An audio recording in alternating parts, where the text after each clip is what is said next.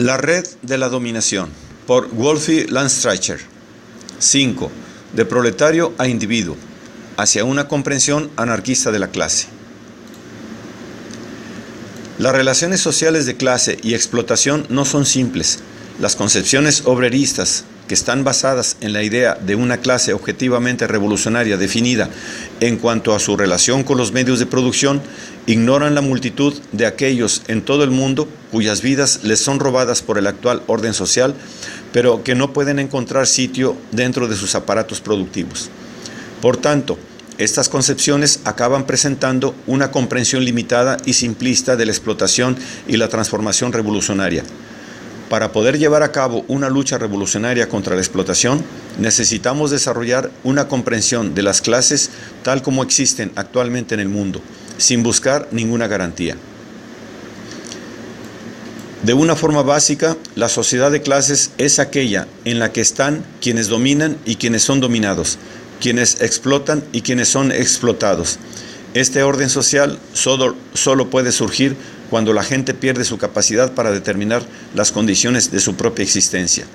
Por tanto, la característica esencial que comparten los explotados es su desposesión, su pérdida de la capacidad para tomar y llevar a cabo las decisiones básicas sobre cómo vivir. La clase dominante se define en términos de su propio proyecto de acumulación de poder y riqueza, aunque, por supuesto, hay conflictos significativos dentro de la clase dominante en cuanto a intereses específicos y competencia real por el control de los recursos y el territorio. Este proyecto, de tan largo alcance, que tiene como objetivo el control del poder y la riqueza social, y por tanto de las vidas y relaciones de todo ser vivo, proporciona a esta clase un proyecto positivo unificado. La clase explotada no tiene un proyecto positivo semejante que la defina. En su lugar, se define en cuanto a lo que se le hace, no lo que se le quita. Habiendo sido despojada de los modos de vida que había conocido y creado con sus semejantes, la única comunidad que le queda a la gente que compone esta clase heterogénea es la provista por el capital y el Estado. La comunidad del trabajo y el intercambio de mercancías, decorada con cualquier construcción ideológica nacionalista, religiosa, étnica, racial o subcultural, a través de la cual el orden dominante crea identidades en las que canalizar las individualidades y la revuelta.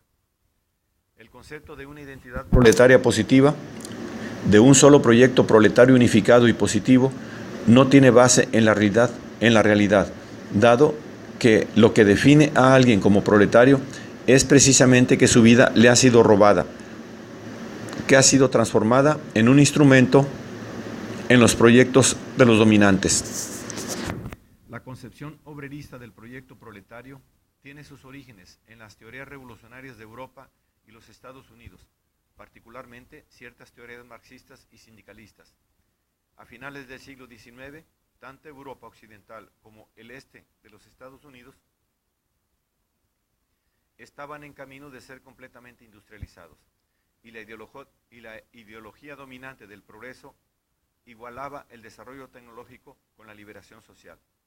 Esta ideología se manifestó en la teoría revolucionaria como la base de que la clase obrera industrial era objetivamente revolucionaria porque estaba en posición de apoderarse de los medios de producción desarrollados bajo el capitalismo, los cuales, como productos del progreso, se asumía que eran inherentemente liberadores y ponerlos al servicio de la comunidad humana. Al ignorar a la mayor parte del mundo, junto con una porción significativa de los explotados en las áreas industrializadas, los teóricos revolucionarios eran de esta forma capaces de inventar un proyecto positivo para el proletariado, una misión histórica objetiva.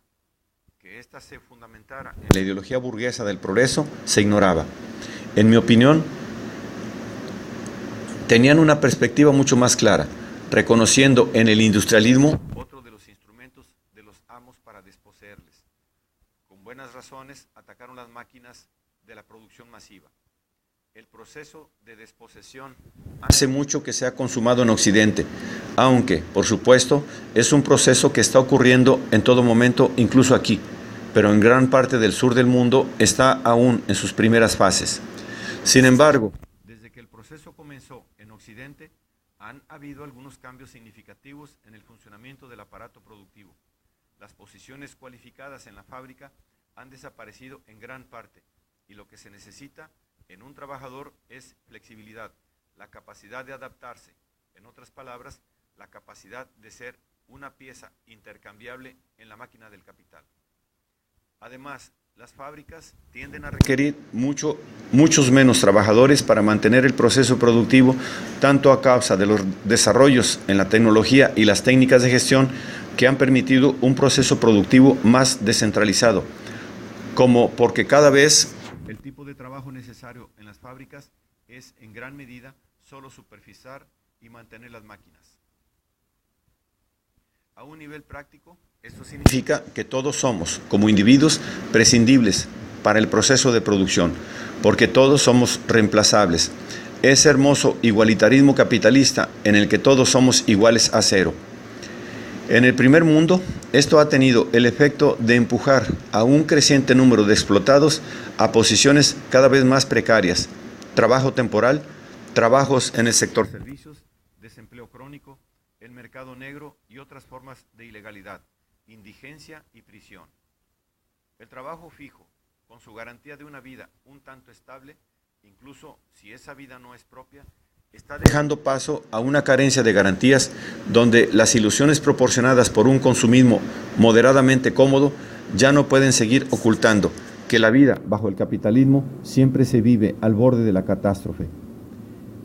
En el tercer mundo, gente que ha sido capaz de crear su propia existencia, aun cuando ésta haya sido en ocasiones difíciles, se está encontrando con que su tierra y otros medios para hacerlo le están siendo arrebatados al invadir, literalmente, las máquinas del capital, sus casas y minar cualquier posibilidad de continuar viviendo de su propia actividad.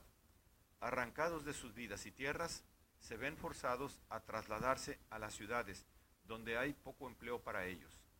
Surgen barrios marginales alrededor de las ciudades, a menudo con una población mayor que la de la propia ciudad.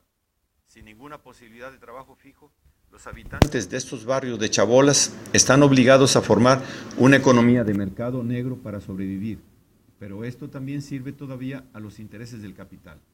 Otros, en su desesperación, eligen la inmigración, arriesgándose al encarcelamiento en campos de refugiados y centros para extranjeros indocumentados, con la esperanza de mejorar su condición. Así, junto con la desposesión, la precariedad y la prescindibilidad son cada vez más los rasgos que comparten quienes componen la clase explotada mundial. Sí, por un lado, esto significa que esta civilización de la mercancía está creando en su interior una clase de bárbaros que realmente no tiene nada que perder en derribarla, y no de los modos imaginados por los viejos ideólogos obreristas. Por otro lado, estos rasgos no proporcionan en sí mismos ninguna base para un proyecto positivo de la transformación de la vida. La rabia provocada por las miserables condiciones de vida que esta sociedad impone puede fácilmente ser canalizada en proyectos que sirven al orden dominante o al menos al interés específico de alguno u otro de los dominantes. Los ejemplos de situaciones en las pasadas décadas recientes en los que la rabia de los explotados ha sido aprovechada para alimentar proyectos nacionalistas, racistas o religiosos que sirven solo para reforzar la dominación son demasiados para contarlos. La posibilidad del fin del actual orden social es tan grande como nunca antes, pero la fe en su inevitabilidad no puede seguir pretendiendo tener una base objetiva. Pero para entender realmente el proyecto revolucionario y empezar el proyecto de resolver cómo llevarlo a cabo y desarrollar un análisis de cómo la clase dominante consigue desviar la rabia de aquellos a los que explota hacia sus propios proyectos, es necesario darse cuenta que la explotación no tiene lugar solamente en términos de producción de riqueza, sino también en términos de la reproducción de relaciones sociales. Independientemente de la posición de cualquier proletario particular en el aparato productivo, es de interés para la clase dominante que todos tengan un rol, una identidad social que sirva en la reproducción de las relaciones sociales. La raza, el género, la etnicidad, la religión, la preferencia sexual, la subcultura, Todas estas cosas pueden efectivamente reflejar diferencias muy reales y significativas, pero todas son construcciones sociales para canalizar estas diferencias en roles útiles para el mantenimiento del actual orden social.